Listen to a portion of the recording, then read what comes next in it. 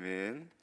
오늘 우리에게 주시는 말씀은 오바댜 1장 1절부터 9절까지의 말씀이 되겠습니다. 오바댜 1장 1절부터 9절까지의 말씀을 우리 다 함께 봉독하겠습니다.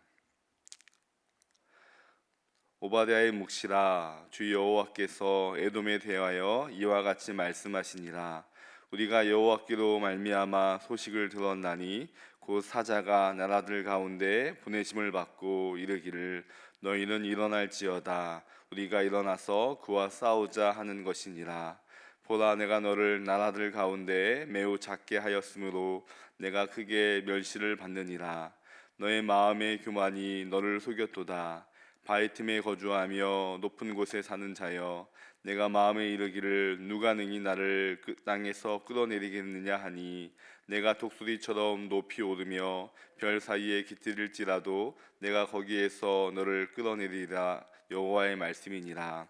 혹시 도둑이 내게 이르렀으며 강도가 밤중에 내게 이르렀을지라도 만족할 만큼 훔치면 그치지 아니하였겠느냐. 혹시 포도를 따는 자가 내게 이르렀을지라도 그것을 얼마쯤 남기지 아니하였겠느냐. 내가 어찌 그리 망하였는고, 에서가 어찌 그리 수탈되었으며 그 감춘 보물이 어찌 그리 빼앗겼는고. 너와 약조한 모든 자들이 다 너를 쫓아 변경에 이르게 하며, 너와 화목하던 자들이 너를 속여 이르며, 내 먹을 것을 먹는 자들이 내 아래에 함정을 파니 내 마음에 지각이 없음이로다. 여호와의 말씀이니라. 그날에 내가 에돔에서 지혜 있는 자를 멸하며 에서의 산에서 지각 있는 자를 멸하지 아니하겠느냐. 드마나 내 용사들이 놀랄 것이라. 이로 말미암아 에서의 산에 있는 사람은 다 죽임을 당하여 멸절되리라. 아멘. 오늘 우리를 파멸시키는 교만이란 제목을 가지고 말씀을 나누기 원합니다.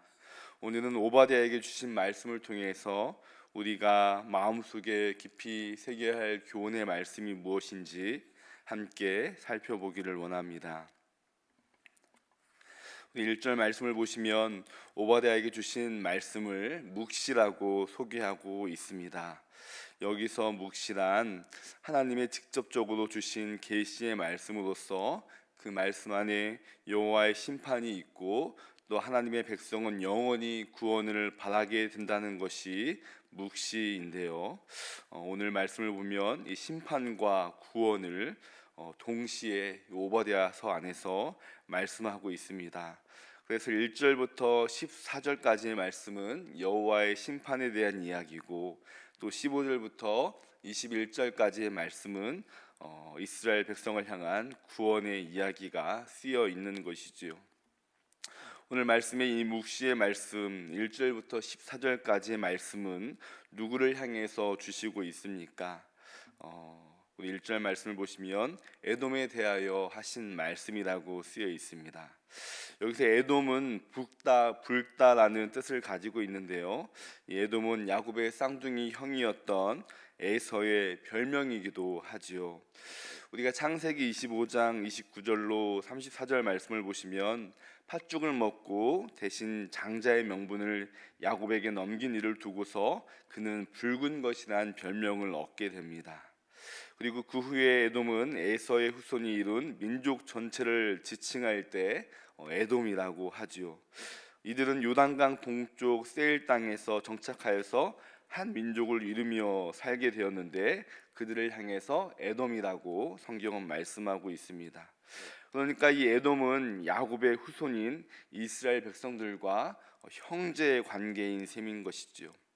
그런데 역사를 보면 이들이 유다가 BC 586년에 바벨론에 의해 멸망당할 때에 바벨론의 속국으로서 동맹을 맺고 또 직간접적으로 유다에게 해를 입힌 사실이 있었는데, 이를 두고서 하나님께서 오늘 이 사실을 간과하지 않으시겠다고 에돔에게 선포하고 있는 것입니다.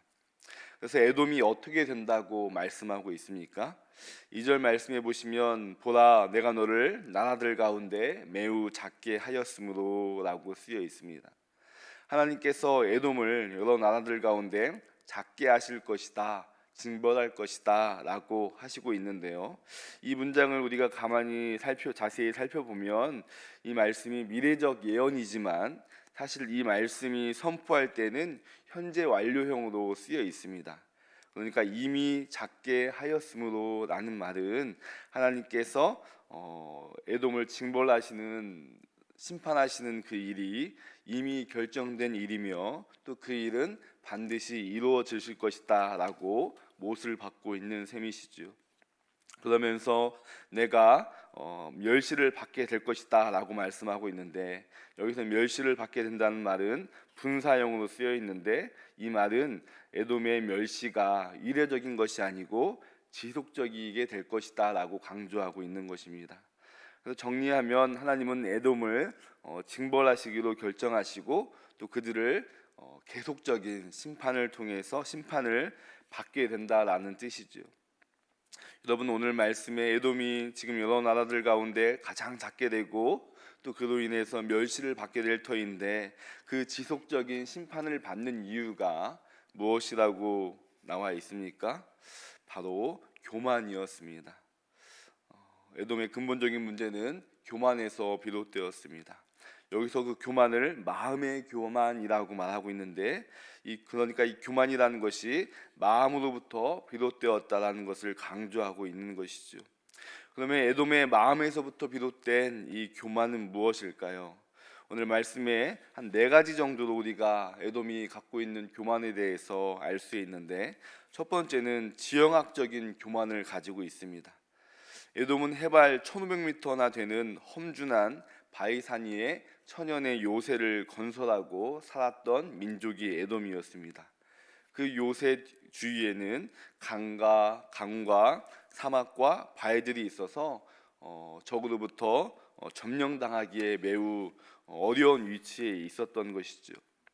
그래서 오늘 말씀에도 보면 그들이 말하기를 누가 능히 나를 땅에서 끌어내리겠느냐라고 말씀하고 있는 것이죠. 그러니까 아무도 그럴 자가 없다. 자기들이 교만하고 죄를 짓고 또 유다를 해친다 할지라도 누가 능히 천연의 요새 가운데 살고 있는 자기들을 공격하여 끌어내리겠느냐라고 말씀하고 있는 것이죠. 그러나 하나님은 어떻게 말씀하고 있습니까? 우리 4절 말씀에 보면 내가 독수리처럼 높이 오르며 별 사이에 깃들일지라도 내가 거기에서 너를 끌어내리리라 라고 말씀하고 있습니다. 에돔이 당할 수치를 예언하고 계시는 것이죠. 두 번째는 물질적인 교만이 있습니다. 우리 5절 말씀을 보시면 도둑이나 강도는 보통 가치가 있고 또 가져갈 수 있을 만큼 훔치거나 빼앗는다고 말하고 있습니다. 그러니까 어느 정도 모든 것을 빼앗는 것이 아니라는 것이죠. 또 포도를 따는 자도 어느 정도의 열매를 남겨두는 법인데, 나는 에돔을 심판할 때 그들이 그토록 의존하던 그 부귀영화 물질들, 또 6절 말씀에서 이야기하고 있는 감춘 보물들을 철저하게 수탈할 것이다 라고 말씀하고 있습니다. 이 말씀을 보시면 에돔이 물질적인 교만도 갖고 있다라는 것을 우리가 알 수 있는 것이죠. 또 셋째는 형제에 대한 교만을 말씀하고 있습니다. 에돔은 유다의 친형제였습니다. 그러나 에돔은 바벨론이 유다를 침공할 때 바벨론과 동맹을 맺고 그 전쟁에 함께 참여하게 되지요. 그리고 결국 유다는 무너지게 됩니다. 이 일을 두고 성전이 무너지고 난 다음에 하나님은 오바댜를 통해서 친형제인 유다에게 아량을 베풀지 않았던 것을 두고 내가 너희를 심판할 것이다 라고 말씀하고 있는 것이지요. 또 네 번째는 지혜에 대한 교만이 있습니다. 우리 8절 말씀을 보시면 그날에 내가 에돔에 있는 지혜자를 멸하며 에서의 산에서 지각 있는 자를 멸하시겠다고 말씀하고 있는데요. 이것을 보시면 여호와 하나님은 에돔에게도 지혜를 주셨는데 그 지혜를 사용함에 있어서 하나님을 섬기는 데 사용하지 않고 자기를 높이는 교만으로 사용하고 있다는 것을 지적하시면서 그러한 너희들을 멸하시겠다고 말씀하고 있는 것이지요. 에돔은 이 4가지 마음의 교만이 커지면서 결국 스스로 어느 부분까지 가냐면 스스로 교만하다고 인지조차 하지 못하는, 그러니까 자기 교만에 자기가 스스로 넘어가는 심각한 교만에 빠져 있다라고 오늘 말씀하고 있습니다. 그리고 이 교만은 결국 자신을 삼켜버리게 되는 것이죠. 여러분, 우리 죽음에 이르는 7가지 죄라는 책이 있는데요, 그 책을 보시면 7가지 대죄를 말하고 있는데 이렇습니다. 교만, 시기, 탐욕, 탐심, 분노, 정욕, 나태를 나열하면서 이것이 죽음에 이르게 하는 7가지 대죄라고 이야기하고 있습니다. 근데 이 책에서 보시면 이 중에서 가장 근원적이고 가장 큰 죄는 교만이라고 말씀을 하고 있습니다. 그러니까 7가지의 이 죄들 안에서 가장 근원적이고 가장 뿌리가 되는 것이 교만이라고 무겁게 간주하고 있다는 것이죠.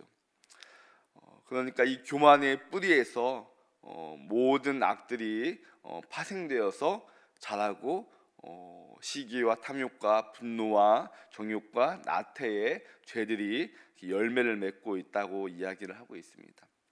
사랑하는 성도 여러분, 왜 교만에 대해서 이렇게 무겁게 말씀하고 있을까요? 그 이유는 아담과 하와가 지은 죄의 근본이 바로 교만이었기 때문입니다. 성경은 교만은 하나님을 마음에 모시지 않는 모든 것이라고 말을 하고 있습니다.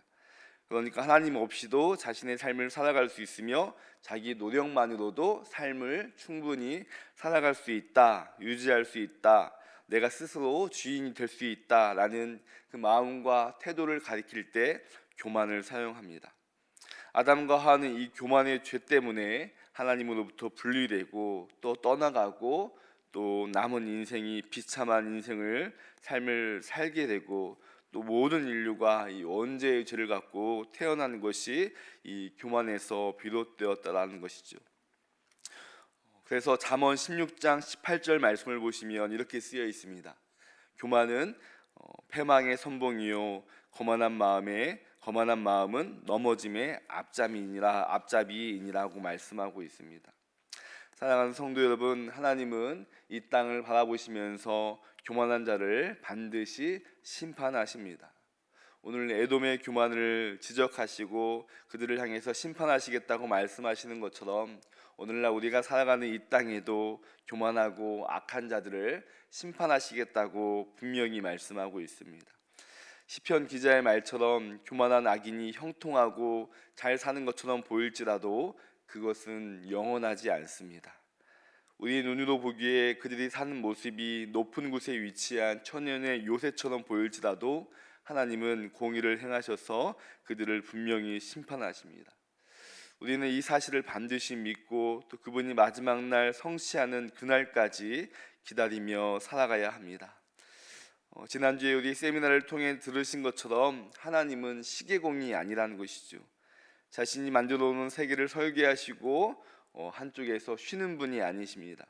하나님은 이 땅을 바라보시면서 하나님의 공의로운 판단에 의해서 악한 자를 심판하시고 또 하나님의 백성을 구원하시는 분이 오늘 우리가 예배하는 하나님이시라고 말씀하고 있습니다. 우리 다시 본문으로 돌아오면 우리가 하나님의 심판을 믿을 때에, 이 하나님의 심판을 의지할 때에 어떻게 됩니까? 우리는 절망 중에도 낙심하지 않게 됩니다. 여러분, 유다가 멸망할 당시의 모습을 한번 생각해 보십시오. 바벨론의 군대에 의해서 성벽이 무너지고 성전이 회파되고 불에 타면서 큰 치욕을 보게 됩니다. 성전의 기물들이 빼앗기고 가족과 친구들의 죽음을 목격하면서 공포와 절망뿐이었을 것입니다. 그 상황 가운데 어떤 회복을 기대할 수가 없었을 것이지요. 그런데 오늘 이 오바댜를 통해서 주신 말씀을 통해서 그들이 소망을 품을 수 있지 않겠습니까? 오바댜를 통해서 장차 있을 원수들의 심판과 또 이스라엘 백성들의 회복을 예언하고 있는 이 말씀을 들으면서 그들 마음 가운데 참으로 힘든 시간을 보내고 있지만 하나님이 주신 약속의 말씀이 있기에 그것을 바라보며 믿음을 잃지 않고 살아가는 원동력이 되지 않겠습니까? 실제로 그 일이 에돔과 바벨론에게 일어났고 또 이스라엘 백성들을 회복시키셨습니다. 여러분, 이 심판의 이야기를 들으면서 우리가 절망하고 낙심할 것이 아니라 우리를 돌보시고 우리를 인도하시고 우리의 아픔과 우리의 어려움들을 아시는 그분으로 인해 소망을 갖기를 소망합니다. 두 번째는 이 교만을 바라보면서, 이 말씀을 보면서 우리가 교만을 버리게 됩니다. 우리 안에 말씀을 보면서 우리 안에도 이러한 교만이 없는지 살피고 또 살피고 돌이킬 수 있다는 것이죠. 사랑하는 성도 여러분, 우리 안에 왜 교만이 없겠습니까? 우리 안에 왜 하나님보다 앞세워 자랑하는 것이 없겠습니까? 우리 자신의 학벌과 위치와 스펙을 통해서 인정받으려는 욕구, 그 마음, 또 남이 부러워할 만한 물질을 갖고 있을 때 하나님보다 그것을 더 기뻐하고자 하는 마음들, 또 자식을 통해서 얻고자 하는 그런 자랑들, 그런 것이 우리 안에 왜 없겠습니까? 그러나 오늘 말씀을 통해서 그러한 것들이, 그러한 물질과 권력을 악용하는 것이, 그런 것들을 자랑하는 것이 교만이라고 말씀하고 있습니다. 이 일을 통해서 우리가 교만해지지 않고 우리가 회개하면서 또 겸손해질 수 있다라는 것이죠. 예수님은 누구든지 자신을 높이는 자는 낮아지고 오히려 낮추는 자는 높이신다고 말씀하고 있습니다. 이것이 성경 전체에서 하나님이 통치하시는 원리라는 것입니다.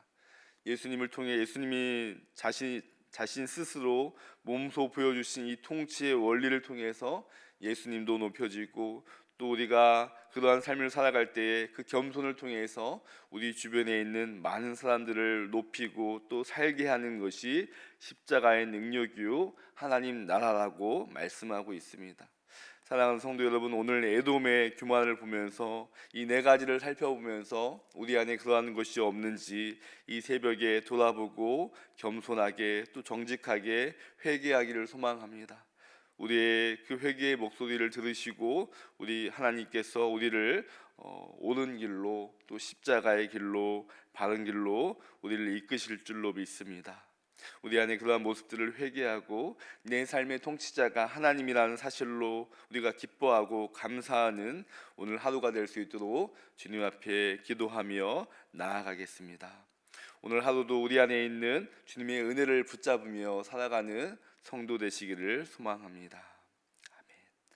우리 함께 공동기도문 읽고 개인기도로 주 앞에 나아가겠습니다.